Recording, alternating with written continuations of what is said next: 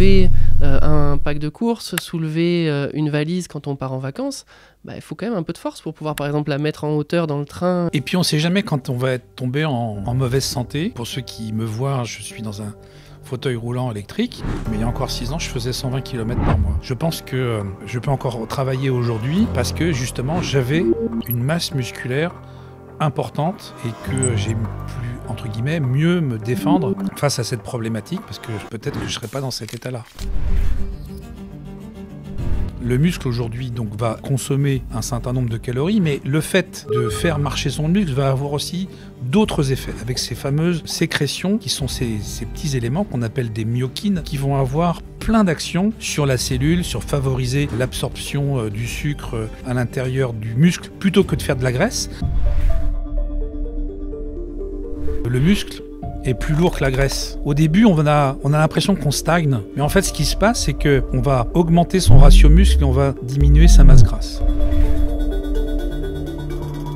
C'est quand même important d'essayer de venir stimuler tous les muscles, parce que tu l'as dit, un muscle qui n'est pas stimulé, il ne va pas se développer. Le muscle est vraiment un bon soldat. Ce qu'il faut probablement se dire, c'est qu'une salle de sport, c'est pas pour se transformer en Arnold Schwarzenegger. C'est souvent le mauvais exemple. Il y a un mec qui était dans son lit, il avait son ordinateur qui était là, il tendait le bras, il téléphonait, il disait « je suis à mi-chemin du boulot ». Donc, on est en bonne santé, mais le but c'est aussi de capitaliser sur ce qui peut se passer plus tard. Il faut se préparer à l'imprévisible. Est-ce que pour bien vieillir, il est nécessaire soit de développer, soit de, au moins au minimum, prendre soin de sa masse musculaire? Alors merci, c'est une super question. En fait, ce qu'il faut penser, c'est que le muscle, c'est un organe à part entière. On a l'impression que c'est juste un objet mécanique qui fait partie du corps, mais il est très important. Donc en effet, développer ou maintenir son muscle en bon état est quelque chose qui est un enjeu pour soi-même, pour son devenir et sa qualité de vie. Déjà, dans ta réponse, ce que tu commences à nous dire, c'est que le muscle n'a pas simplement le but d'initier le mouvement, de faire bouger l'être humain, mais qu'il a quand même plein de fonctions à l'intérieur de l'organisme. Exactement, on dit que c'est un organe sécréteur, parce qu'en fait, il va distribuer plein de petites molécules qu'on n'imagine pas, mais qui vont avoir des répercussions aussi bien pour sa bonne santé, on va dire métabolique, éviter le fait qu'on développe un diabète, mais aussi sur le plan cognitif, on a des preuves sur le fait qu'on a une amélioration de l'humeur, on va réduire les risques d'Alzheimer ou de maladie de Parkinson. Mais c'est aussi, pareil, ça a été prouvé, des éléments qui permettent de réduire des récidives de cancer quand on a eu un cancer du sein, du côlon. Donc en fait, on ne s'imagine absolument pas que c'est un organe qui est extrêmement important, en plus d'être une réserve d'énergie importante. D'ailleurs, on le voit quand les gens ne sont pas en bonne santé ou vieux, dans les âges extrêmes de la vie ou lorsque l'on est en chimiothérapie, qu'on a un cancer, etc. La première chose que l'on voit, c'est qu'on maigrit, mais on maigrit, c'est de la masse maigre, c'est du muscle. Là, t'as encore plein de notions. Donc, si j'ai bien compris, en fait, le muscle, c'est ce qu'on appelle un organe qui est endocrine, parce qu'en fait, il va sécréter plein de molécules dans le corps. Oui.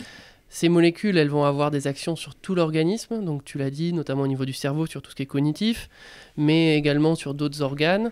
Et il va également donc stocker du glucose, c'est-à-dire que c'était une réserve d'énergie. Donc en fait, le muscle, il va stocker du glucose. C'est pour ça qu'on peut entamer là-dessus. Par exemple, les personnes qui sont diabétiques, c'est important qu'elles développent leur masse musculaire parce que ça va leur permettre de faire rentrer plus de glucose dans leurs muscles et donc faire en sorte que ce glucose ne reste pas dans le sang. Exactement, on a l'impression qu'on fait de l'exercice physique pour consommer le glucose que l'on a dans le sang. Mais en fait, ce qui est important, c'est justement en développant cette masse musculaire, on va favoriser le fait que le muscle entre guillemets, c'est un peu réducteur, mais se gorge de cette énergie parce qu'il va la transformer en glycogène. Et donc, c'est une énergie qui est comme une pile Duracell que l'on a en permanence avec soi, parce que c'est la première réserve d'énergie qui va être disponible lorsque l'on va faire un effort. Ok, donc tous les diabétiques, il faut faire du sport. Et j'allais dire un petit peu tous les jours, et pas seulement une grosse fois par semaine. Ok, bon, on parlera un petit peu des recommandations qu'on peut donner. Le problème du muscle, c'est qu'au fur et à mesure qu'on vieillit, la masse musculaire elle a tendance quand même à diminuer. Oui, alors tout à fait, c'est-à-dire que finalement on est jeune et beau à 25 ans, on Aïe. est à son acmé de son muscle, le muscle, si on l'a surtout développé dans sa jeunesse, parce qu'en fait c'est aussi une éducation qu'il faut faire quand on est jeune, quand on est adolescent, et bah à 25-30 ans on a entre 30 et 40% de sa masse totale qui est du muscle. C'est énorme. C'est colossal, on ne se rend pas compte. On a l'impression que quand on dit oh là là, c'est les os qui sont lourds, bah non, en fait, c'est pas l'os qui est le plus Non, lourd. l'os, c'est pas une structure qui est lourde en Et plus, non, hein. c'est pas lourd, c'est creux. C'est efficient, justement. Voilà. C'est C'est très une résistant et c'est architecture. pas lourd. Voilà. La masse musculaire est très lourde. Alors, c'est pour ça que le poids n'est pas très. Quand on dit oh là là, celui-là, regarde, il est gros, il fait 100 kilos, etc. Quand vous prenez les athlètes des Jeux Olympiques qui font 130 kilos mais qui ont très peu de gras et du muscle, bah ouais, parce que le muscle c'est très très lourd. Mais c'est un organe super important. Et ce qu'il faut savoir, c'est que à partir de 30 ans, on va commencer à diminuer ce taux de renouvellement de muscles que l'on fait tous les jours. Parce qu'en fait, on renouvelle 1 kilo de muscle tous les jours. Ok. Donc ça veut dire que, et d'ailleurs vous le voyez bien, ceux qui se cassent quelque chose, qui sont dans le plâtre, on a une fonte musculaire, mais dans quelques jours. Au bout d'une semaine, votre bras ou votre jambe, il a diminué de moitié. C'est parce qu'en fait, on renouvelle son muscle. Donc si on ne dit pas au corps qu'il faut avoir un renouvellement important, eh ben, il va en faire un petit peu moins tous les jours. Et à 50 ans, c'est vraiment un gros décroché, ce qui fait qu'à 70 ans, on peut avoir que plus que 20% de masse musculaire. Et là, bah, on sait très bien que c'est pas bon. Donc en fait, on a ce pic de masse musculaire, 25-30 ans. Ouais. Donc là, on comprend que c'est déjà très important de faire un maximum d'activité physique avant ces 25-30 ans, comme ça on a un pic qui est le plus haut possible. Exactement. Donc tout ce qu'on voit sur les chiffres qui sortent, comme quoi les jeunes font de moins en moins de sport, etc., ça reste quand même catastrophique. Oui, on aurait envie de supprimer les PlayStation et autres activités derrière un écran pour inciter les jeunes. Alors, c'est fait à l'école. Peut-être on peut encore avoir des programmes plus importants, mais j'allais dire, ça fait partie aussi des habitudes qu'il faut prendre, mais des habitudes qu'il faut donner aux enfants. Parce qu'on sait très bien que faire quelque chose de manière forcée, ça ne fonctionne pas. Donc, en fait, il faut que ça soit un réel plaisir. Il faut qu'on en sente aussi le bien-être, le besoin. D'ailleurs, tous les sportifs qui font du sport régulièrement disent qu'ils ont besoin de ça. On a parlé de l'humeur tout à l'heure, on a parlé du bien-être, etc., de se sentir bien. C'est parce que, justement, le muscle va créer ces molécules où on va se sentir mieux. Et donc, en fait, avec cette habitude que l'on a jeune ou adolescent, on va continuer quand on commence jeune adulte. Et donc, on va du coup avoir cette espèce de standard. Ouais. Voilà, de standard qui sera la référence que l'on va avoir. Et j'allais dire, sortez, bougez, quoi. C'est pas seulement une petite pub que l'on voit à la télévision, mais c'est pas pour rien. Donc tout à fait, donc il faut essayer au maximum d'entretenir ça, comme ça on a ce pic à 25-30 ans qui est assez élevé, et ensuite malheureusement la masse musculaire va faire que diminuer avec l'âge. Alors suivant le niveau d'activité de la physique de la personne, la pente sera plus ou moins forte. Le problème c'est qu'au bout d'un moment arrive la sarcopénie, donc la sarcopénie c'est la perte de la masse musculaire en fonction de l'âge, et cette sarcopénie elle a des conséquences sur l'individu en fait, c'est pas juste perdre du muscle. Alors tout à fait, la sarcopénie, en fait, c'est une horloge biologique. Hein. De toute manière, on sait très bien que ça fait partie d'un vieillissement général, comme le vieillissement de la peau, le vieillissement des cheveux, etc. Le muscle, il vieillit, et donc ce renouvellement vieillit. Et donc, si on ne remet pas un petit peu d'intensité ou de travail, d'accompagnement pour forcer un petit peu cette dose, en fait, cette sarcopénie va s'accélérer. Donc on a les moyens aussi de limiter cette perte de muscle, justement en faisant une activité physique un petit peu plus régulièrement, peut-être travailler avec des accompagnements. Et c'est là que c'est important de se prendre en main, parce que sinon, c'est un déclin qui va progressivement continuer. Et c'est toujours pareil. moins on va en avoir de muscles, moins on va en avoir envie parce qu'on ne va pas se sentir bien, ou lorsque l'on va faire un peu quelque chose, on va avoir mal partout. Donc c'est à nouveau de se dire, il faut prendre des nouvelles habitudes à partir de 50 ans. Et même avant, on l'a vu tout à l'heure, Bah, si on oui, peut oui. l'anticiper, mais en fait, il est jamais Ouais. trop tard. C'est ça, je pense vraiment que tu veux dire dans ton discours. Exactement, mais parfois il y a des gens qui se disent ah bah je me sens pas bien ou j'ai pris du poids machin, je vais refaire quelque chose, mais j'ai un petit peu peur, etc. En fait, tout cela peut se programmer sur du long terme et avec une courbe de progression intelligente pour pas se faire mal tout de suite. On va pas faire un marathon du jour au lendemain, mais par contre il y a des programmes que l'on peut effectuer sur des mois ou des années pour arriver à un certain niveau. Et comme tu le dis, il n'est jamais trop tard. Ouais, on parlera un petit peu des recommandations. Tu disais tout à l'heure que donc le muscle il se renouvelle à hauteur de 1 kilo par jour. Par jour, c'est énorme. Énorme. Donc, est-ce que quand ce muscle il se renouvelle, c'est justement le moment où on peut avoir un effet dessus? C'est-à-dire que si on est sédentaire, qu'on ne le stimule pas, il va se renouveler plus faible. Et si au contraire, on le stimule, il va se renouveler en étant un peu plus fort et peut-être en développant de la masse musculaire? Bah, en fait, la machinerie du corps humain est une machinerie continue, elle ne s'arrête pas. Hein. Je rappelle que, par exemple, le muscle du diaphragme, c'est 24 000 fois par jour. Donc, on ne s'en rend pas compte, mais on fait déjà marcher un muscle tous les jours, 24 000 fois. Il y a un autre muscle aussi qui est important, alors même si ce n'est pas un muscle strié, c'est le muscle que l'on a sur le squelette, c'est le muscle cardiaque. Le muscle cardiaque, il va se contracter 2,5 milliards de fois par vie. Le cœur est un muscle. Le cœur est un muscle. Voilà. Donc c'est plus que n'importe quel moteur au monde que l'on pourrait faire tourner.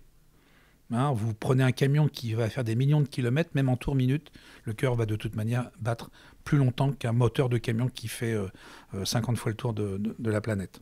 Donc, ce qu'il faut se dire, c'est que en fait, le corps humain ne s'arrête jamais. Donc, le muscle ne s'arrête jamais. Donc, en fait, on peut toujours avoir un exercice pour développer ou maintenir son muscle à n'importe quel moment de la journée ou de la vie. Ouais, moi, tu as fait la comparaison là, avec un moteur de camion. Souvent, on dit le corps est une incroyable machine, etc. Mais le corps, il est bien plus que ça. Parce que le problème d'une machine, tu as parlé du moteur, c'est quand il y a une pièce qui est cassée, le moteur, il ne fonctionne plus. C'est ça. Alors que le corps, le cœur, c'est un modèle biologique. Et donc, il a la capacité de s'auto-réparer, il a la capacité d'évoluer au fil du temps, de devenir plus fort si on le stimule. Il devient plus fort à ce à quoi on l'habitue. Donc, si on l'habitue à rien faire, il deviendra plus fort à ne rien faire. Mais voilà, c'est un modèle qui est évolutif. Et ça, c'est quand même une incroyable différence par rapport à ce que tu mentionnais tout à l'heure. Exactement. En fait, c'est presque la science-fiction quand on commence à regarder de près cette incroyable machine, le corps humain. Mais le muscle, en effet, c'est aussi une machine extraordinaire qu'on redécouvre, qu'on a envie encore, nous, de redécouvrir à l'Institut de biologie, parce que, en fait, non seulement il peut créer des pathologies, mais surtout, on voit que c'est un enjeu de santé publique, parce que même sur des sujets bien portants, il va être extrêmement bénéfique de mieux comprendre et donc de le travailler, parce qu'on sait qu'aujourd'hui, la maladie ou les maladies du XXIe siècle, on l'avait déjà un peu à la fin du XXe siècle, c'est tout ce qui concerne les pathologies cardiovasculaires, mais c'est aussi l'état mental, c'est aussi la qualité de vie. On a parlé du cancer, on a parlé de l'obésité. Enfin voilà, tous ces mots moderne, j'allais dire, du monde occidental, eh bien, on n'a pas toutes les réponses avec un muscle, mais enfin, on a quand même un muscle qui est extrêmement contributeur pour améliorer cette vie. Ouais, ça peut être la clé de beaucoup de problèmes de santé actuels. C'était passionnant, on est directement entré dans le vif du sujet. Du coup, j'ai oublié de te demander, Vincent, qu'est-ce que tu fais? Présente-toi, explique-nous un petit peu quel est ton rôle. Alors, moi, je suis Vincent Varlet, donc je suis le secrétaire général de l'association Institut de myologie, qui est basée à Paris, à la Pitié-Salpêtrière, qui est le plus grand hôpital d'Europe. Nous sommes financés de manière extrêmement majoritaire par l'AFM Téléthon, qui nous a créés il y a 25 ans. Et nous sommes totalement intégrés dans une vision 360 autour du patient, c'est-à-dire que nous allons de la recherche jusqu'à l'évaluation, jusqu'à l'imagerie, jusqu'aux soins, les essais cliniques, pour proposer des solutions aux patients qui sont atteints de pathologies neuromusculaires. Et sinon, de formation, principalement, je suis médecin et puis j'ai un MBA. Ça en fait des choses. Donc, tu as dit tout à l'heure, si je reviens à la conversation, que le muscle, ça peut être la clé de beaucoup de problèmes de santé publique, de problèmes de santé majeurs actuellement. On a parlé du diabète au début, où on a dit l'intérêt du muscle pour le diabète. Tu as parlé du cœur, donc effectivement, faire travailler son cœur, ça permettra également de réduire toutes les maladies cardiovasculaires. Donc, on en parlera un petit peu, comment est-ce qu'on peut développer ça. Donc, en fait... Le troisième point aussi, ça va être le surpoids. Il y a aussi le surpoids. En quoi le fait de faire travailler ses muscles, en quoi le fait d'avoir une activité physique peut jouer sur les problèmes de surpoids? Alors, on a l'impression que faire de l'activité physique va juste consommer des calories. Et en fait, souvent, c'est extrêmement réducteur, mais parce que c'est un peu simpliste. Mais c'est important de comprendre les entrées et les sorties. Oui, ça c'est la règle universelle qui régit la prise de poids ou la perte de poids. Exactement. Donc ça, c'est le standard. C'est le standard parce que c'est une balance. Et donc, c'est important de maintenir la balance. En revanche, ce qui est important, c'est que le muscle aujourd'hui va en effet consommer un certain nombre de calories, mais le fait de faire marcher son muscle va avoir aussi d'autres effets, avec ces fameuses sécrétions qui sont ces petits éléments qu'on appelle des myokines, qui vont avoir plein d'actions sur la cellule, sur favoriser l'absorption du sucre à l'intérieur, en termes de réserve, à l'intérieur du muscle, plutôt que de faire de la graisse. C'est-à-dire que c'est plus intéressant de faire du glycogène et de le mettre dans le muscle que de faire de l'acide gras et de le coller dans le plastron abdominal. Donc le glycogène, c'est la forme qu'utilise le corps pour stocker le sucre à l'intérieur des cellules. Exactement. Et l'avantage, c'est qu'il est mobilisable plus rapidement que la graisse. Donc ça, c'est très intéressant.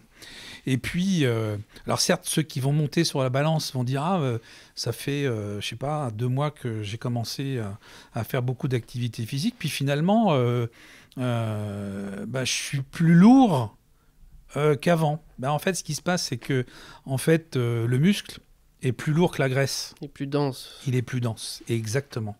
Donc en fait, au début, on a l'impression qu'on stagne. Mais en fait, ce qui se passe, c'est que toujours dans une balance, on va augmenter son ratio muscle et on va diminuer sa masse grasse. Et donc en fait, ça c'est intéressant parce qu'au début, on stagne et puis après, il va y avoir une poussée, puisque si on réduit dans cette progression la masse grasse, on sait très bien que beaucoup de facteurs de risque cardiovasculaires vont commencer à diminuer, que si on a des problèmes d'intolérance au glucose ou de diabète, on va avoir une amélioration parce que justement le muscle travaille. Enfin bref, c'est tous les bénéfices que l'on peut voir. Ça c'est hyper important parce qu'en fait, une personne qui veut perdre du poids, qui va commencer à faire du sport pour justement perdre du poids, au début, elle va pas forcément voir son chiffre baisser sur la balance parce qu'il va se passer exactement ce que tu viens de dire, une amélioration de sa composition corporelle. C'est ça. Elle va perdre de la graisse, elle va prendre du muscle. Tu l'as dit plusieurs fois, le muscle, il est plus dense que la graisse, donc soit ça va rester à l'équilibre, soit peut-être même cette personne va prendre un peu de poids. Et donc elle peut se décourager, alors qu'en fait ce qu'elle était en train de faire c'était super. Exactement. Et qu'il faudrait vraiment qu'elle continue, et que si elle continue elle en verra les effets. Mais ce qu'il faut se dire c'est que chaque personne qui fait une séance de sport, elle est déjà en train d'améliorer sa santé.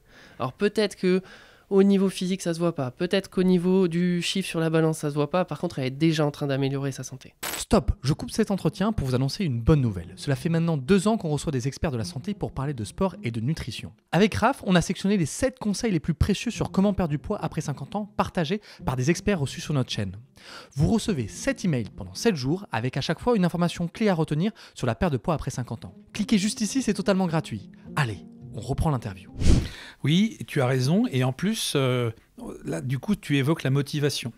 Et donc, peut-être que dans la motivation, ça vaut le coup de s'acheter une petite balance connectée impédance-métrie. Maintenant, ça vaut bien moins cher qu'il y a 10 ou 15 ans. Et justement, on voit sa progression justement de masse maigre de masse grasse. Et ça, c'est quand même vachement intéressant. Parce que du coup, on a des chiffres, on a envie, il ne faut pas monter tous les jours dessus. On sait très bien que sur une balance, il faut monter maximum une fois par semaine. Et si on a une activité physique régulière et qu'on a en plus une alimentation qui est adaptée, parce qu'on sait très bien, on a parlé tout à l'heure des apports caloriques, mais c'est aussi dans la qualité nutritionnelle que l'on va pouvoir apporter justement pour nourrir correctement son corps, eh ben, c'est un élément de motivation qui est indispensable à cette transformation que l'on veut de son corps. Ouais, maintenant, il y a plein de moyens digitaux qui existent et qui permettent de gamifier ça, de le rendre un petit peu sous forme de jeu et du coup de voir la courbe peut-être sur son téléphone qui évolue avec une diminution de sa masse grasse, avec une augmentation de sa masse maigre, la masse maigre qui traduit... ceux qui sont gadgets, c'est toujours sympa. Ouais, et puis sympa. on peut se tirer la bourre aussi avec quelqu'un. Si on veut se faire avec des collègues aussi, tiens, regarde, moi j'ai fait mon truc. Quand on est sur les applis de course, on peut dire que on a couru tant de kilomètres. Tiens, on fait un challenge sur ce mois-ci, c'est celui qui a couru le plus ou le plus de fois, ou voilà. Parce que c'est pas la rapidité qui est importante, ou c'est pas non plus la durée, c'est la continuité, c'est la régularité. La constance. Exactement, c'est la constance. Donc voilà, je pense qu'il faut rajouter en effet de la gamification, il faut rajouter des éléments ludiques, parce que ce qui est important, c'est de tenir dans la durée. C'est pas juste un petit coup d'effet qu'on va faire sur quelques semaines, quelques mois. Il faut changer ses habitudes au quotidien pour pas que ça soit pesant, pour que ça soit un vrai plaisir, parce que de toute manière, le corps va en demander toujours plus et on va se sentir mieux. Si on se sent mieux dans son corps, dans sa tête, dans son humeur, dans son sommeil, on n'a pas parlé d'immunité aussi, mais ça, on sait très bien que ça améliore l'immunité, c'est-à-dire que dans des périodes hivernales, dans des périodes potentiellement de fragilité, on va se sentir mieux.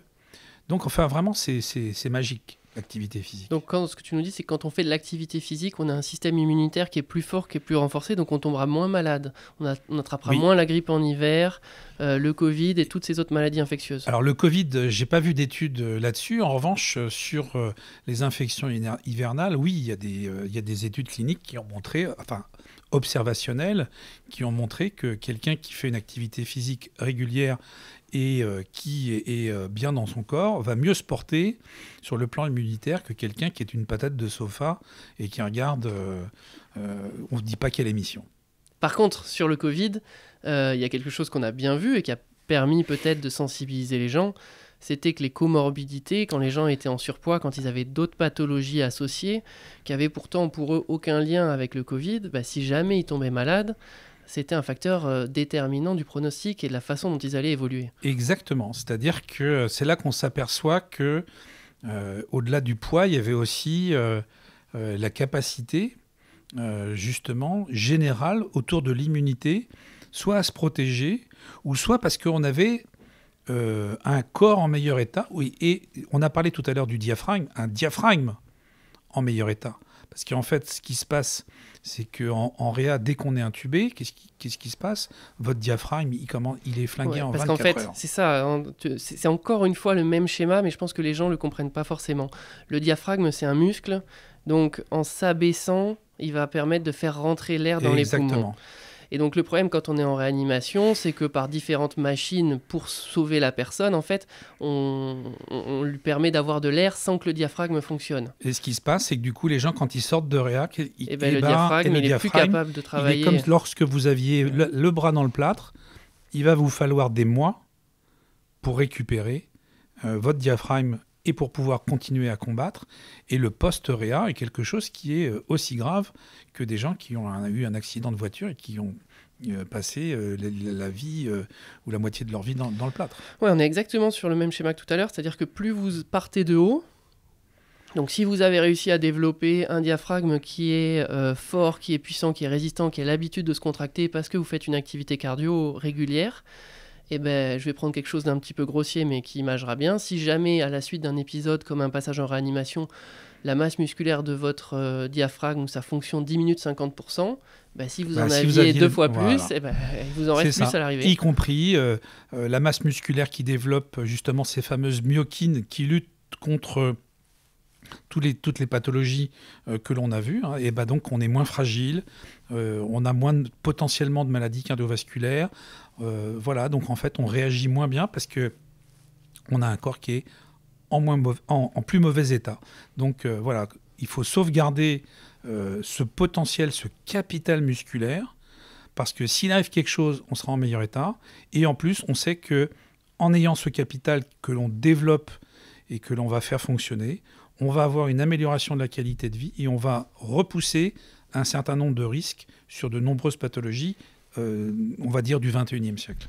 Et donc ce que tu as dit, quand on se fracture quelque chose, qu'on est immobilisé, si jamais on passe en réanimation, mais peut-être quelque chose qui touche quand même plus de personnes, une fracture, forcément on va perdre de la masse musculaire. Et donc quand on sort de cet épisode, il faut vraiment faire le maximum pour revenir à l'état antérieur. Il faut vraiment chercher à faire de la rééducation en allant voir un kiné, peut-être en faisant des exercices tout seul, etc. Mais il faut vraiment rechercher à remonter cette masse musculaire au stade initial avant l'accident.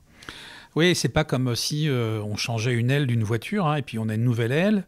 Non, il faut vraiment ne pas le faire tout seul. C'est-à-dire que c'est pas inné. Certes, on va peut-être faire on va dire tiens oui, il faut que je fasse quelque chose, mais il faut le faire de manière extrêmement structurée, accompagnée. Tu as raison. Il faut aller voir un kiné, il faut avoir un programme, il faut faire du coaching, et c'est pas juste en quelques semaines que ça va se réparer. Et peut-être du coup en profiter pour garder ses habitudes et ensuite le faire tout seul. Donc le muscle, sa composition, il est beaucoup composé de protéines. Oui, tout à fait. Donc si on veut chercher à développer sa masse musculaire, il faut forcément qu'il y ait des protéines dans notre alimentation. Une alimentation équilibrée, c'est indispensable. C'est sûr qu'on va pas faire du muscle juste en mangeant des sucettes. Ça, c'est pas possible. Ou des chips. Mais même juste en mangeant des légumes, ça marche pas non plus si on prend quelque chose de plus simple. Ce qu'on est en train de dire, c'est que du coup, pour développer sa masse musculaire, il faut amener par l'alimentation les briques nécessaires pour construire le muscle. Oui. Ces briques-là, c'est ce que tu as appelé les acides aminés. Oui. Et en fait, il n'y a pas toutes les mêmes briques dans chacun des aliments qu'on peut manger. Tout à fait. Et il n'y a pas forcément des protéines dans tous les aliments non plus. Donc effectivement, il y a des sources de protéines qui sont animales, la viande rouge, la viande blanche, et il y a des sources de protéines qui sont végétales, comme les légumineuses. Oui. Et là, c'est vrai que ça devient très compliqué, parce qu'effectivement, il y a des acides aminés qui sont peut-être pas tous présents dans une seule source de protéines végétales. Mais le pendant de ça, donc on a envie de se tourner tout de suite vers les protéines animales, c'est qu'on sait très bien qu'il y a quand même, par exemple, plein d'études qui ont montré qu'il ne fallait pas consommer trop de viande rouge, parce que c'était mauvais pour la santé, c'était un facteur de risque de cancer, etc. Donc voilà, tout ça, c'est un petit peu compliqué. Moi, je suis tombé sur une étude très récente là, qui a été publiée en 2024, qui montrait que majoritairement les personnes qui mangeaient plus de protéines végétales étaient en meilleure santé par rapport à des gens qui mangeaient des protéines animales.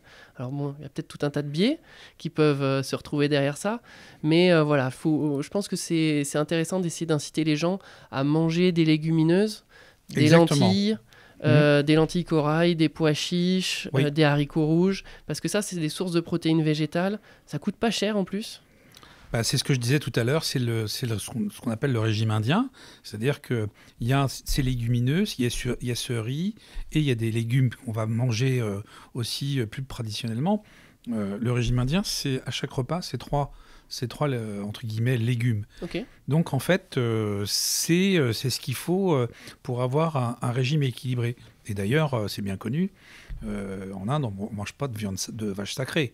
Donc voilà. Pas de viande rouge. Exactement. Et puis, on montre aussi que les régimes dits insulaires, qui étaient, ou les régimes méditerranéens, qui finalement mangeaient relativement peu de viande riche, ils avaient même une qualité de vie ou une espérance de vie qui était importante. Ce qui montre que, à nouveau, c'est un équilibre qu'il faut avoir avec des rations. On n'a pas besoin d'avoir de la protéine animale en masse, et surtout pas que ça, parce que en effet, c'est une source d'acides gras important.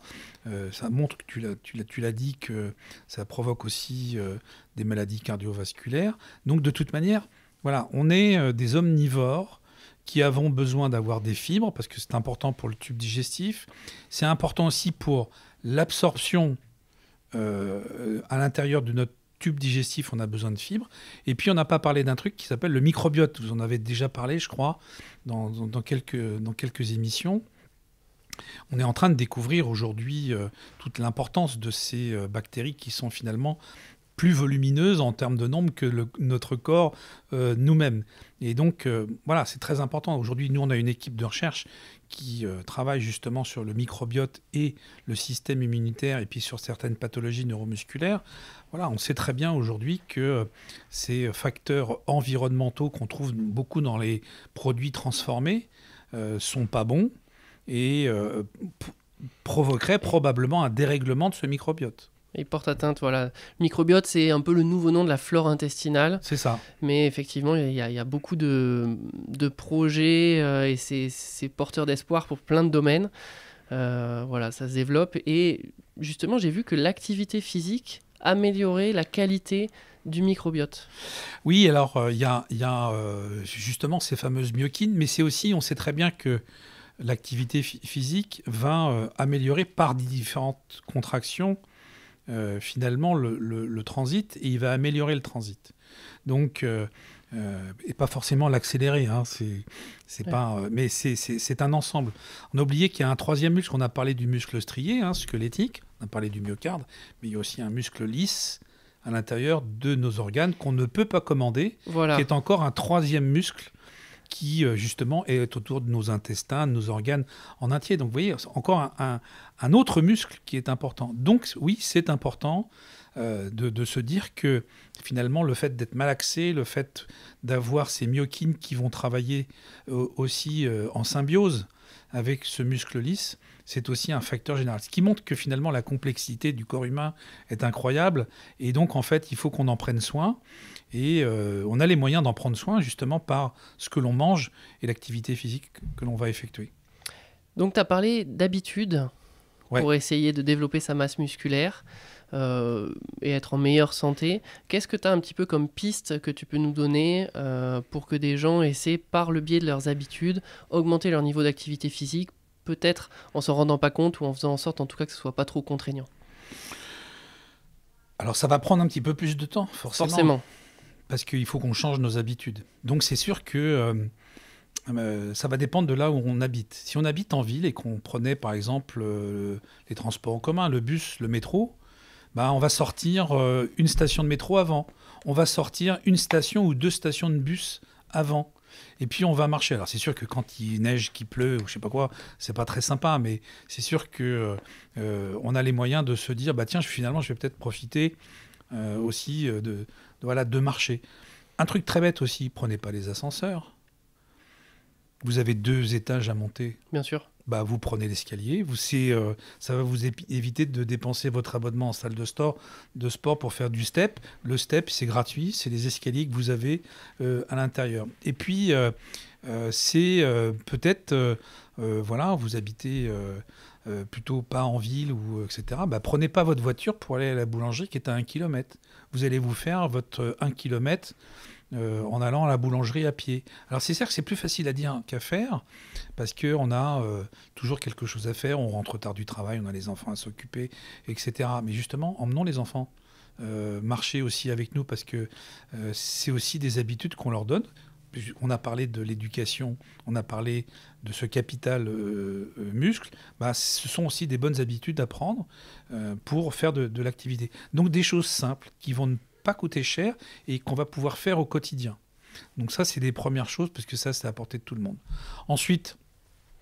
il faut, et je te coupe rapidement, essayer, on a parlé des outils électroniques tout à l'heure, regarder sur son téléphone le nombre de pas qu'on fait, Et ça, c'est des habitudes de vie, hein. Ça, le nombre de pas, c'est effectivement, est-ce que vous descendez un peu plus tôt du métro? Est-ce que vous allez au travail en marchant? Alors, suivant le mode de vie de chacun, ça se matérialise à différents moments de la journée. Mais voilà, moi, quand je vois des patients qui sont à 1000 pas parce qu'ils ont fait du télétravail, qui sont restés dans leur appartement et qui ne sont pas sortis, enfin, c'est catastrophique pour la santé. À un moment... Alors, tu as raison, tu as parlé du télétravail parce que l'effet Covid et c'est très bien, a permis d'augmenter le télétravail. Sauf que ça a été très mauvais pour prendre des mauvaises habitudes. Parce que finalement, on sortait de chez soi pour aller travailler en prenant les transports en commun ou en marchant, etc. Et là, en fait, on a réduit. Il y a une petite blague qui passait sur Internet où il y a un mec qui était dans son lit, il avait son ordinateur qui était là, il tendait le bras, il téléphonait, il disait « je suis à mi-chemin du boulot ». Donc, et en fait, quand on fait du télétravail, si vous êtes dans une réunion téléphonique ou même visio, vous n'êtes pas forcément obligé d'être avec... maintenant, on a les outils qui sont sur téléphone. Mettez un casque, vous vous mettez debout et vous marchez dans votre pièce. Ou sur votre ordinateur, enlevez votre chaise et mettez-vous 45 minutes debout. D'abord, vous allez avoir de la stature au niveau de votre dos et pas vous rester avachi comme moi dans ma chaise, mais moi, je n'ai pas le choix. Et donc des petites habitudes du télétravail. Et puisque vous n'avez pas ce temps de transport, profitez-en pour vous faire 45 minutes de marche entre guillemets, le soir en sortant du boulot. Ouais, le piège du télétravail, c'est que ça doit pas être les 45 minutes qu'on gagne pour aller sur Netflix et regarder un épisode de plus de la série qu'on aime. Et pourquoi pas faire les deux? Ah bah oui. Vous mettez votre tablette sur votre tapis de course si vous avez la place. Maintenant, on a des tapis de course qui se replient. Vous pouvez mettre ça dans un placard. Moi, je vous recommande de regarder un épisode Netflix sur votre tablette avec votre tapis de marche et vous mettez votre tapis de marche même à 6 km/h avec de la marche rapide et je peux vous assurer que votre épisode de 45 minutes, vous n'allez pas le voir passer et ça veut dire que vous pouvez vous faire ça 3 à 4 fois par semaine mais ça passe crème, quoi. Bien sûr, hein, moi je suis tout à fait de ton avis parce que moi je fais beaucoup de sport en écoutant des podcasts ou en écoutant ce genre de choses. Ouais. Donc effectivement, ça permet un peu de se déconnecter, d'écouter quelque chose qu'on aime, et puis en même temps de faire de l'activité physique. Et à la fin, on a fait de l'activité physique presque sans s'en rendre compte, donc je suis tout à fait de ton avis. Il y a quelque chose qui commence à se développer un petit peu et qui est assez sympa. Alors c'est vrai que le problème, c'est que faut acheter, mais c'est un tapis de marche. Il y a de plus en plus de personnes qui font des visios. Alors toi, tu as dit marcher dans l'appartement, c'est pareil, hein. Mais voilà, des personnes qui font des visios, qui font des calls, et qui sont en même temps en train de marcher. Et du coup, avec le nombre d'heures que la plupart des travailleurs dans le tertiaire passent aujourd'hui, moi j'ai des exemples avec des personnes qui font 20 000 pas dans la journée à leur bureau. Ça c'est top parce que de toute manière, le standard c'est qu'il faut faire 10 000 pas. Tu as parlé tout à l'heure de son smartphone, 95% des gens ont un smartphone, donc vous avez de toute manière la capacité de voir combien de pas vous avez fait par jour et même pas besoin de s'acheter une montre connectée, mais même une montre connectée ça vaut 60 €. Donc vous pouvez faire déjà plein de choses avec ce genre d'outils. Donc regardez déjà ce que vous faites. Et puis prenez-vous au jeu la gamification avec des applications un peu plus sophistiquées pour partager ce que vous faites éventuellement. C'est peut-être plus sympa de dire tiens, super, j'ai fait 45 minutes de marche rapide plutôt que de dire tiens, j'ai bouffé des escargots ce soir. Après tout, pourquoi pas, hein. Y a des gens qui font du vélo avec plein d'applications qu'on ne va pas citer et puis qui partagent leurs petits itinéraires. Pourquoi ça ne serait pas plus intéressant que de dire tiens, j'ai écouté telle musique ou, voilà. Donc c'est aussi des choses qu'on peut s'imaginer en termes de réseaux sociaux. Donc on a l'OMS qui nous recommande de lutter contre la sédentarité, donc c'est ce qu'on vient d'aborder, parce qu'effectivement la sédentarité, on en a parlé un peu plus tôt, a plein d'effets au niveau de la santé, c'est en partie le mal du siècle. L'OMS, pour les personnes de plus de 50 ans, elle recommande 150 minutes d'activité modérée par semaine. Qu'est-ce que toi, ou 75 minutes d'activité intense, qu'est-ce que tu recommanderais sur ces activités physiques du coup qu'elle recommande ? Écoute, toi si tu fais 45-50 minutes x 3 par semaine, avec cette marche à 6 km/h, c'est une marche rapide, éventuellement avec des petits pics. on va se faire un petit peu toutes les 5 minutes, on va se faire une petite coursette pendant 1 minute. En fait, donc on va faire des petits pics. C'est très bon pour le cœur, c'est très bien. On va pas non plus revenir en sueur sans besoin d'être super équipé. Et ça, j'allais dire, tout le monde ou presque peut le faire 3 fois par semaine. Je pense plus intéressant justement compte tenu du renouvellement de ce muscle que l'on a tous les jours, etc., de travailler plutôt régulièrement qu'une fois par semaine, à se faire mal. Ça c'est sûr. Et puis pour un risque de blessure, c'est absolument pas... c'est pas bon parce que vous aurez plus de risques de vous blesser à faire un grand pic de contraintes physiques liées à votre activité physique une fois dans la semaine.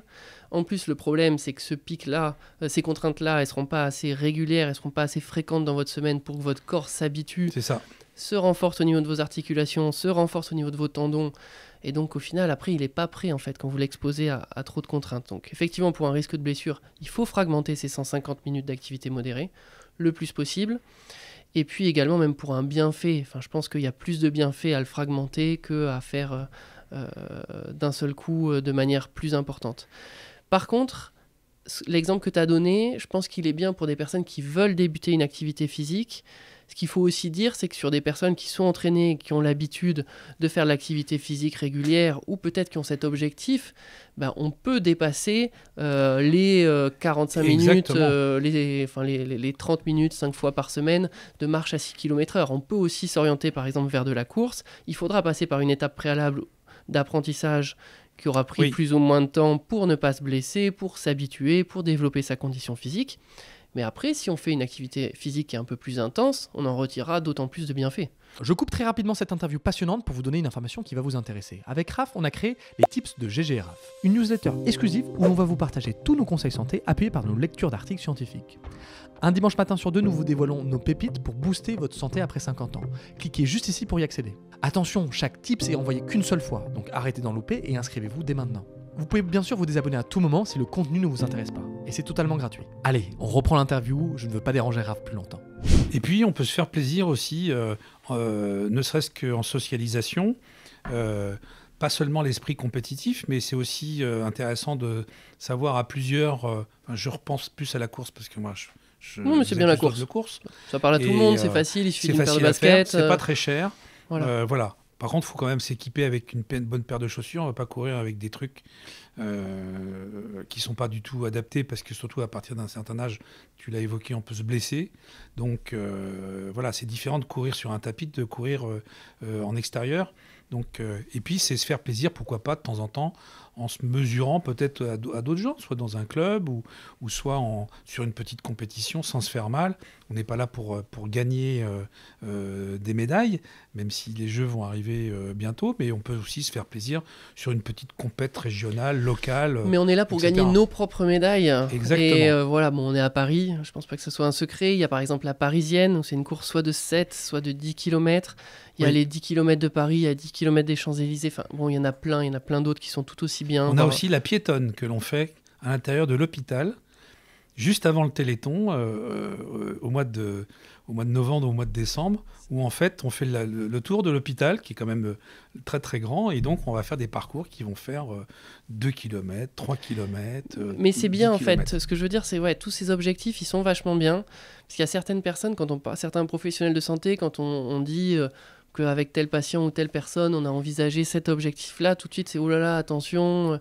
Ce qu'il faut, c'est que cet objectif, il soit raisonné, il soit raisonnable, il soit pris dans suffisamment longtemps pour que la personne, elle ait le temps d'augmenter sa condition physique, de renforcer son corps pour pas se blesser, etc. Mais ça peut être un challenge. Ça peut être quelque chose qui va justement la maintenir semaine après semaine dans cette motivation pour aller courir, pour augmenter sa condition physique. Parce qu'on a pris l'exemple de la course à pied, ça va peut-être lui permettre aussi de faire ça avec des amis. Tu as parlé de socialisation. Et donc, ça va être un challenge à plusieurs ou en famille. Il y a plein d'aspects qui peuvent être très, très intéressants. Ça va peut-être lui permettre d'apprendre un petit peu mieux comment fonctionne son corps. Et je pense que le fait d'être en meilleure santé, ça passe aussi par de la connaissance. Parce qu'à un moment, appliquer seulement des recommandations, je ne sais pas si c'est forcément quelque chose qu'on peut continuer dans le temps. Il faut essayer de comprendre pourquoi on fait les choses. Donc, ça peut permettre ce genre de choses. Ça peut permettre aussi de faire plus attention à son alimentation, parce que si la personne, elle a pour but, je sais pas, de courir un 5 ou un 7 km, elle va se dire, bon, peut-être que si je perds 1 ou 2 kilos, ça sera plus facile. Donc voilà, je pense que c'est une porte d'entrée qui peut déboucher sur beaucoup, beaucoup de choses. De toute façon, il faut qu'il y ait une adhésion. Parce qu'on ne va pas le faire sur le long terme. On sait très bien que si on le fait par contrainte, on a toujours l'effet yo-yo. Donc de toute manière, ce ne sera pas bon. Et puis, comme tu l'as dit, il y a un ensemble. Il faut que ça soit spécifique, mesurable, ambitieux, raisonnable et timé. Il faut que ça soit smart. Voilà, exactement. Donc, ça fait partie de projets qui peuvent... qui doivent être compris. Il doit y avoir un engagement, il faut que ça soit accompagné parce qu'il y a des gens qui disent « mais moi je ne sais pas faire ». Donc c'est pour ça qu'il y a des professionnels qui sont là. On trouve plein de trucs sur Internet, on peut avoir des programmes qui sont envoyés, je sais que vous faites aussi un certain nombre de choses. Voilà, ce sont des éléments qui montrent aujourd'hui qu'on n'est pas tout seul. Donc il y a tous les moyens aujourd'hui pour pouvoir bien s'occuper de son corps, qui est un capital important pour le reste de sa vie. Voilà, on a une merveilleuse machine. Il faut qu'on la garde la plus belle le plus longtemps possible. Ouais, et c'est de la responsabilité de chacun d'en prendre soin. C'est-à-dire que en France, on a quand même un magnifique système de soins. Ouais. Il faut qu'on en profite. On a vraiment beaucoup de chance là-dessus. Mais c'est la responsabilité individuelle aussi de faire certaines actions et tout ne tombe pas tout cru aux personnes. Et à un moment, il faut aussi peut-être se dire, voilà, où est-ce que moi je peux aller chercher des informations, qu'est-ce que moi je peux implémenter tout seul, qu'est-ce que je peux faire avant d'être malade, etc. Et voilà, on a un super système de soins, mais je pense que chacun a son rôle à jouer. Tout à fait. Ça te Tu as va ? très bien parlé. Ok. Dans les recommandations de l'OMS, il y a également 2 séances de renforcement musculaire par semaine qui sont recommandées du coup. Qu'est-ce que tu en penses ? Vers quoi t'orienterais les gens qui nous regardent ? On peut avoir des petits objets chez soi. Ça peut être tout bête. Hein. Il y a des élastiques. On peut porter un pack de lait. Ouais, C'est du 6 renforcement fois 1 kilo. musculaire. Je consomme pas de lait, ça va faire 1 kilo Ouais. une bouteille. Alors, on peut faire avec de la bière aussi. Mais bon, ça, faut pas le dire. Faudra mettre un petit sous-titre. Et puis Attention, elle va avec mousser modération. un peu quand même quand on va l'ouvrir. Ouais, c'est ça. Faut pas la boire tout de suite. Donc, oui, non. Moi, je suis plutôt un buveur d'eau et puis buveur de robinet, donc j'ai pas de pack. Mais c'est vrai qu'on a les moyens, même aussi avec vous prenez un sac de riz, c'est très bête. Donc, en fait, les objets du quotidien aujourd'hui vous permettent, sans paraître pour un fou, hein, de faire un certain nombre de choses. On peut faire des choses assises. Hein. Y a des petits objets qui permettent aussi et ça, on trouve ça aussi dans le commerce sur Internet. Voilà, il y a plein de moyens. Faites-vous aider, regardez des choses, demandez à des gens qui savent, des coachs, parce qu'il y a les moyens aujourd'hui pour faire des choses, même quand on est assis. Ouais, tout à fait. Je pense que c'est bien ce que tu as dit, c'est-à-dire on commence avec des choses du quotidien, un petit peu sur des modifications d'habitude, un petit peu le schéma qu'on a abordé tout à l'heure pour tout l'appareil cardio-respiratoire. Donc voilà, essayez d'utiliser ce que vous avez chez vous, un pack de lait, un pack de riz, n'importe quoi. Vous pouvez faire des mouvements des bras, vous pouvez faire des mouvements au poids du corps, comme des squats, comme des fentes, comme la chaise, comme des pompes. Enfin voilà, il y a plein de choses. Si vous manquez d'idées, soit vous cherchez sur Internet, soit vous rapprochez de quelqu'un qui est compétent, qui aura ces idées-là et qui pourra vous les soumettre. Mais voilà, faut essayer parce que c'est vrai que tout à l'heure, on a parlé de marche, de course à pied. Ça va pas tellement développer vos muscles. Ça va entretenir votre cœur, ça va avoir plein d'effets sur votre corps, mais ça va pas développer votre masse musculaire dont on a parlé au tout début. Et puis ça peut le faire un peu aussi asymétrique, parce qu'on sait très bien que tout sport va développer de manière asymétrique. Le truc que l'on voit, c'est le joueur de tennis c'est Rafael Nadal qui a une cuisse à la place du biceps, et puis l'autre, il n'est pas non plus pourri, mais c'est quand même moins. Donc on sait très bien que c'est pas pareil. Donc il y a des sports portés aussi, hein, qui permettent de réduire aussi le risque cardiovasculaire. C'est le vélo, c'est la natation. Donc, il y a des choses qui sont aussi adaptées en fonction de votre état. C'est toujours intéressant aussi quand on a fait un break de refaire peut-être un petit check-up, un petit bilan cardiovasculaire pour être sûr que ça, c'est important. Il ne se passe pas quelque chose pendant la période où on n'a rien fait. Donc, il faut vérifier de manière un peu basique, surtout si vous voulez monter trop fort. Le risque, c'est toujours de vouloir tout de suite démarrer trop fort. Donc, les gens, ils vont s'acheter la tenue complète avec tout le truc, et puis ils vont repartir à fond en disant super, je vais commencer par 15 km le premier week-end. C'est le meilleur moyen de se tuer et de rater son introduction. Donc tu as raison, il faut le faire d'abord par une motivation, une envie, avec des objets du quotidien. Puis après, petit à petit, vous allez changer de basket, vous allez avoir quelque chose de plus important, et éventuellement, pour ceux qui sont super motivés ou qui n'ont vraiment pas la place chez eux, vous prenez un petit abonnement dans une salle pour vous faire accompagner ou pour trouver un peu de socialisation. Voilà, on peut faire des trucs... c'est pas ce qui manque aujourd'hui. L'avantage de la salle de sport, c'est que ça reste un peu le gold standard. Ça a été fait pour développer de la masse musculaire. Donc en fait, certes, certaines personnes peuvent ne pas aimer ça. Ça peut ne pas être fun. C'est à l'intérieur et donc ça a des avantages. Ça a des inconvénients, pardon. Mais par contre, ça a des avantages. C'est qu'il n'y a rien de mieux quand même pour développer de la masse musculaire. Et c'est vrai que dans un second temps, sur des gens qui veulent aller un peu plus loin, aller pousser la porte d'une salle de sport, aller voir un coach qui va peut-être donner des exercices pour qu'ils soient bien réalisés, qui toucheront tout le corps, parce que c'est peut-être pas facile quand on n'a pas les connaissances d'avoir un programme qui permet de travailler à la fois la partie supérieure du corps, la partie inférieure, oui, etc. Et c'est quand même important d'essayer de venir stimuler tous les muscles, parce que tu l'as dit, un muscle qui n'est pas stimulé, il ne va pas se développer. Hein. Le muscle est vraiment un bon soldat. Mais du coup, le corollaire de ça, c'est que si on stimule un muscle, il se développera forcément. De toute façon, quand vous ne faites pas marcher un muscle et que vous le faites marcher, le lendemain ou 2 jours après, vous le sentez. Vous avez des courbatures. Il vous fait « Ouh, j'étais là et tu n'as pas pensé à moi ». Donc là, aujourd'hui, j'ai des fibres qui sont un peu cassées, qui sont... voilà. Donc oui, tu as raison, il faut développer. C'est pour ça qu'il y a tant de machines et tant de mouvements à faire qu'on ne peut pas faire tout seul. Ce qu'il faut probablement se dire, c'est qu'une salle de sport, c'est pas pour se transformer en Arnold Schwarzenegger ou Monsieur Muscle, etc. C'est souvent le mauvais exemple. Je pense qu'il y a aujourd'hui le moyen de trouver un équilibre. En effet, si on peut s'acheter un petit abonnement pour avoir ce genre de choses, et si on y va, c'est bien parce que du coup, on va pouvoir développer les membres supérieurs. Et puis, comme je l'ai dit tout à l'heure, la statique aussi du dos est important. Donc voilà, ne travaillons pas que les jambes à la course. Enfin, c'est un peu réducteur parce qu'on sait très bien que quand on court, on développe aussi les membres supérieurs puisqu'on va les bouger comme ça. Mais forcément, c'est moins complet. Voilà, tu l'as dit, le but, c'est pas d'être Schwarzenegger. Le but, c'est faire du sport santé, c'est d'être en forme, de pouvoir garder de la force au fil des années quand on vieillit, parce que ça, c'est quand même très important. Si au bout d'un moment, vous n'avez plus de force, vous ne pouvez plus vous lever de votre fauteuil ou des toilettes, vous ne pouvez plus ouvrir une bouteille d'eau, vous ne pouvez plus porter votre valise quand vous voulez partir en vacances. Au début, j'ai pris des exemples qui étaient un peu extrêmes, mais bon, qu'on rencontre. Mais par contre, c'est vrai que soulever un pack de courses, soulever une valise quand on part en vacances, il faut quand même un peu de force pour pouvoir, par exemple, la mettre en hauteur dans le train, etc. Donc voilà, c'est des choses importantes. Et puis, on ne sait jamais quand on va être tombé en mauvaise santé. Pour ceux qui me voient, je suis dans un fauteuil roulant électrique, mais il y a encore 6 ans, je faisais 120 km par mois. Donc, parce qu'en fait, j'avais une activité physique.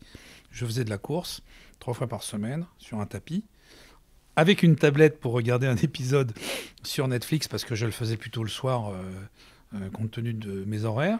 Mais je pense que je peux encore travailler aujourd'hui, parce que justement, j'avais une masse musculaire importante et que j'ai pu, entre guillemets, mieux me défendre face à cette problématique, parce que peut-être que je ne serais pas dans cet état-là. C'est exactement ce qu'on a dit tout à l'heure. Tu penses que tu es dans l'état actuel parce que tu étais largement au-dessus de la moyenne avant de tomber malade ? Ouais, j'étais largement au-dessus de la moyenne, ça c'est sûr.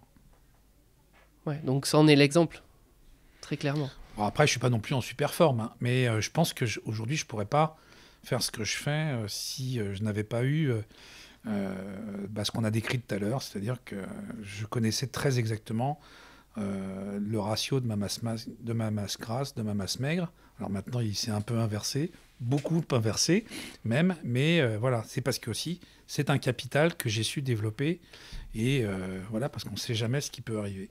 C'est vrai, mais c'est important, c'est-à-dire qu'à un instant présent, on est en bonne santé, mais le but, c'est aussi de capitaliser sur ce qui peut se passer plus tard, parce qu'il y a une part d'incertitude. Exactement. Donc voilà, il faut se préparer. En fait, quand on est en bonne santé, il faut cultiver. D'ailleurs, certains parlaient de culturisme à une époque pour parler de musculation, mais en fait, c'est quand on est une belle plante, il faut bien s'en occuper. Ouais, il faut se préparer à l'imprévisible. C'est ça. Est-ce que, pour finir, il y a des mythes un petit peu dans le monde du sport, du muscle, etc., que tu entends souvent et que tu voudrais un petit peu aborder? Des mythes. Ouais, je t'avais pas préparé cette question, elle n'est pas facile, hein, c'est comme ça. Qu'est-ce qu'on entend? On entend, tu vois, par exemple, tu parlais tout à l'heure de Schwarzenegger. C'est vrai que on peut pas recommander le type de pratique qu'il a eu, parce que même s'il estime il déclare qu'il s'est très peu dopé, etc., on est sur quelque chose qui est extrême. Moi, quand je vois les poudres qu'on vend en seau, enfin, c'est surtout les Américains qui font ça, mais ça commence à venir quand même en Europe. Enfin, puisque je t'ai dit que moi, je travaillais beaucoup sur un tapis, c'est sûr que quand je voyais dans les trucs des espèces de seaux de protéines, j'avais l'impression qu'on était... qu'on nourrissait des vaches dans des enclos pour les faire du super steak, quoi. Donc voilà, moi typiquement, je trouve que on a les moyens aujourd'hui, sans se doper ou sans manger des trucs où on ne sait pas ce qu'il y a à l'intérieur, entre la corne de rhinocéros et de l'os de zébu ou je sais pas quoi. Enfin, je suis un peu un méchant peut-être, hein, mais je suis critique. Et je pense que l'alimentation aujourd'hui que l'on trouve dans les produits de base permet justement d'avoir cet équilibre et se nourrir correctement. Et donc des produits de base non transformés et une activité physique doit normalement, ça s'est passé pendant des millénaires, nous permettre d'avoir un corps sain et un esprit sain. On va recevoir bientôt le professeur Herberg, qui a fait notamment l'étude Suvimax. Je ne sais pas si tu vois ce que c'est. Donc c'est une étude où en fait ils ont regardé l'effet d'une supplémentation en antioxydants, donc vitamines, minéraux, sur la population générale, et ils regardaient en fait si ça diminuait notamment ou si ça augmentait le risque de cancer. Et en fait ils se sont rendus compte que il y avait quelques fois où ça faisait du bien, mais il y avait aussi pas mal de fois où ça faisait du mal.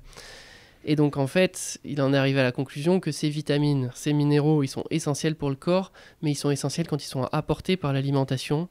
Et à l'heure actuelle, par des moyens de synthèse, on n'arrive pas à reproduire la façon dont ils sont distribués par les aliments, parce que la matrice alimentaire n'est pas la même, parce qu'il n'y a pas les fibres associées, parce qu'il n'y a pas tout un tas de choses. En fait, et comme tu l'as dit, toutes ces vitamines, tous ces minéraux, forcément, ils sont bons pour le corps, on en a besoin, et si on est en carence, c'est mauvais. Mais... Exactement. C'est-à-dire qu'en tant que médecin, quand on a une carence, on donne au patient parce qu'il a un problème d'absorption de vitamine D, il a un problème lié au soleil, ou il a un problème d'absorption qui est lié à son tube digestif. On va rajouter des choses, mais c'est ce qu'on appelle une supplémentation. C'est-à-dire qu'on va se rendre compte qu'il n'y en a pas assez, donc on donne quelque chose. Mais si on en donne trop, ça ne sert à rien. En fait, ce qu'il faut se dire, c'est comme un tonneau avec des lames. C'est-à-dire que s'il y a une lame qui est plus courte que les autres, ça ne sert à rien de continuer à remplir, même si le tonneau, ça va se vider. Un tonneau percé. Un tonneau percé, de toute manière, ça va continuer à se vider. Donc il faut se dire que normalement, le corps est bien fait si on s'en occupe bien. Donc ça ne sert à rien de rajouter des choses, parce que de toute manière, ça va se déverser. Je vais finir avec une dernière question qu'on pose à tous nos invités. Est-ce que toi, il y a un conseil que tu donnerais à tous les gens qui nous regardent pour être en meilleure santé ? Réfléchissez au fait que le muscle est un organe et est un enjeu de santé au quotidien et surtout pour votre avenir, parce qu'en fait, on s'en rend peut-être pas compte quand on est bien portant, mais au fur et à mesure de la vie, on va se rendre compte que finalement l'investissement qu'on a fait, c'est un capital que l'on va pouvoir utiliser plus tard. Ça me va, on finit là-dessus. Merci beaucoup pour ton temps. Merci. Et à très vite, Vincent. Au revoir. Cliquez ici pour visionner notre guide complet sur comment perdre du poids durablement après 50 ans. On a passé des mois et des mois à lire des articles scientifiques à ce sujet pour vous proposer cette vidéo exceptionnelle. Regardez-la et faites-nous un retour franc dessus. A tout de suite dans cette vidéo.